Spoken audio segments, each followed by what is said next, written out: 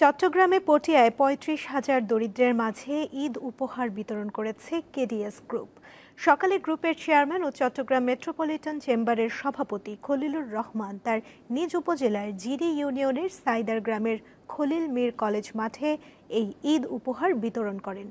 এ সময় উপস্থিত ছিলেন আল আরাফা ব্যাংকের পরিচালক আহমেদুল হক আহমেদ, কেডিএস গ্রুপের managing director Selim Rahman, Kusumpura union chairman Shawkat Akbar, UP member Mohammad Abul Hashem সহ অনেকেই। বিত্তবান মানুষ আছে, আল্লাহরা সবাই আপনারা শরীয়ত অনুযায়ী জহার দেন। এই দেশের মানুষ যারা গরিব তারা সুখে থাকুক এবং শান্তি থাকুক, এইটাই আমাদের কর্ম। প্রতি বছরের ন্যায় এবারও ঈদুল ফিতর উপলক্ষে জিরি, কাশিয়াইশ, আশিয়া ও কুসুমপুরা ইউনিয়ন সহ আশেপাশের ৩৫,০০০ দরিদ্রের মাঝে ঈদ উপহার হিসেবে নগদ অর্থ প্রদান করা হয়।